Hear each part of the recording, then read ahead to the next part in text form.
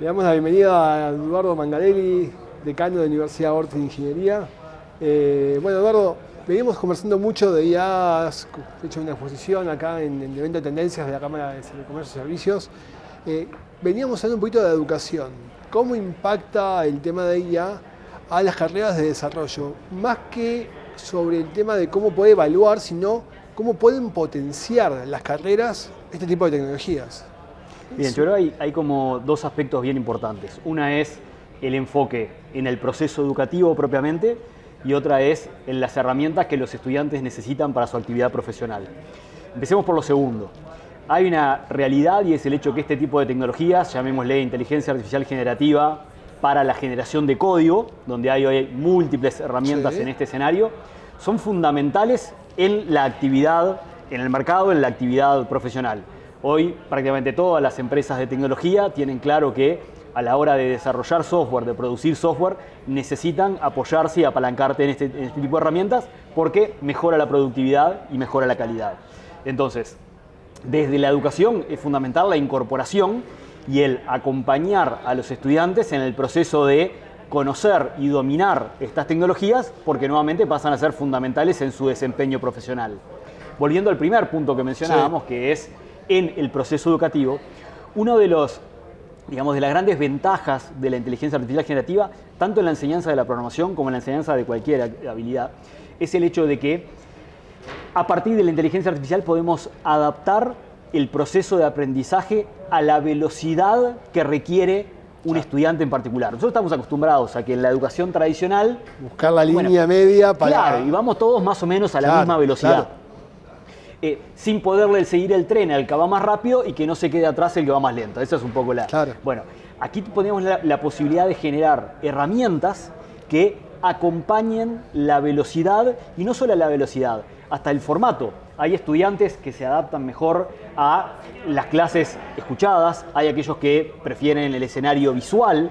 Entonces, el poder adaptar el formato educativo a características y velocidades particulares del estudiante, creo que ahí, no solamente en la enseñanza de la programación, sino en todos los sectores. Ahí o incluso adaptar ejercicios para tratar de reforzar un tema específico donde vemos que ese estudiante tal vez esté un poco más flojo, ¿no? Brillante, es un excelente ejemplo ese, claro, y donde ves que si hay un ejercicio que le lleva más tiempo, le vuelve a hacer otro similar. Y el tiempo de docente, que es 24 horas como tenemos cualquiera, en realidad no puede dedicarle el tiempo a empezar a pensar ejercicios para cada uno, pero con este tipo de herramientas perfectamente sería mucho más rápido empezar a tratar de personalizar más la educación a cada alumno en lugar de hacerlo más genérico como hablábamos hoy, que era lo que se podía hacer. Exacto, esa personalización, que de hecho en algún punto hablamos del uso de esta tecnología como forma de personalizar, bueno, personalizar la experiencia de aprendizaje en la forma en la que tú comentabas. Excelente. Tomando eso como punto de partida, ¿cómo podemos mejorar la experiencia de los clientes y los usuarios con este tipo de herramientas?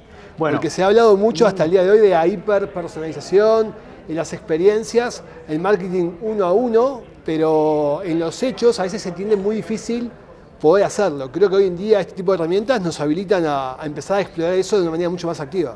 Sí, porque yendo a lo que tú decías, cuando hace un año y algo hablábamos de hiperpersonalización, que todos seguro tenemos claro que el hecho de, claro, ofrecer un producto específico para un cliente particular y describírselo de la forma que sabemos que es la forma en la cual le va a ser más atractivo, eso tiene un valor que todos lo tenemos claro. Ahora, si nos paramos un año y medio atrás, digamos, el tipo de tecnologías para poder hacer eso, lo que requería es que tuviéramos todos los datos de forma extremadamente estructurada. Para poner un ejemplo, es decir, que dijésemos para un cliente determinado, tuviéramos muy bien identificadas todas las características de qué le es atractivo, de qué le interesa, etc.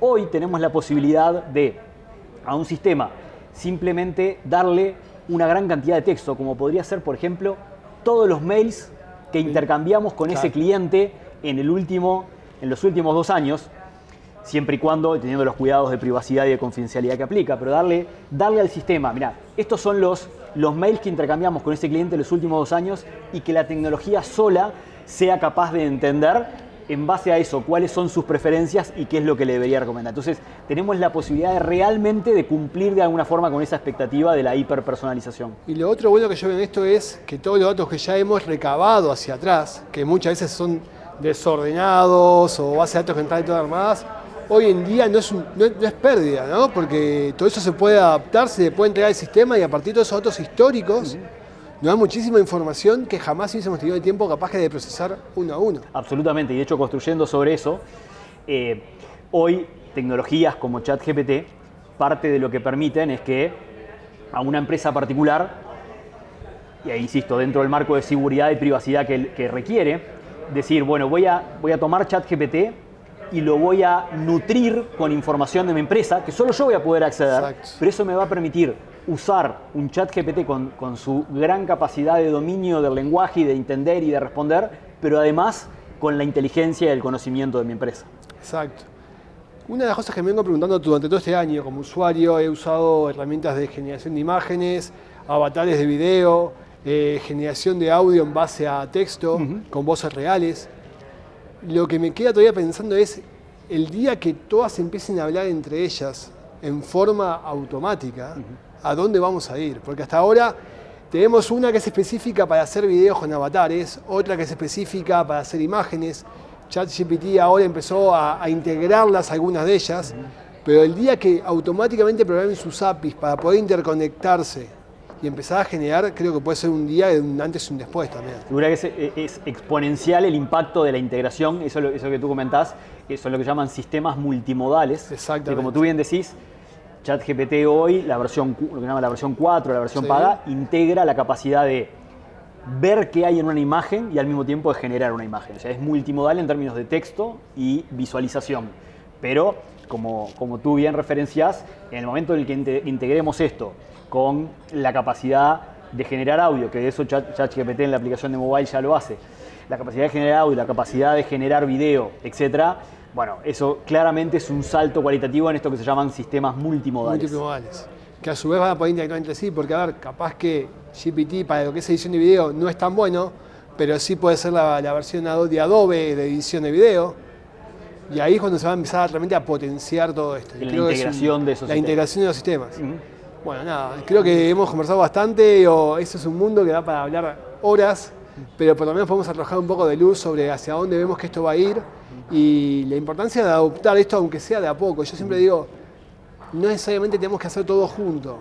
Empezar a redactar un mail, empezar a pedir que te hagan una presentación, empezar a pedir información, que te estructure datos, porque recién cuando empezás a probarlo y a usarlo es cuando te das cuenta del potencial que tiene y se te empiezan a disparar las ideas de cómo aplicarlo más generalmente al resto de la empresa y no solo para terminar redactando un correo.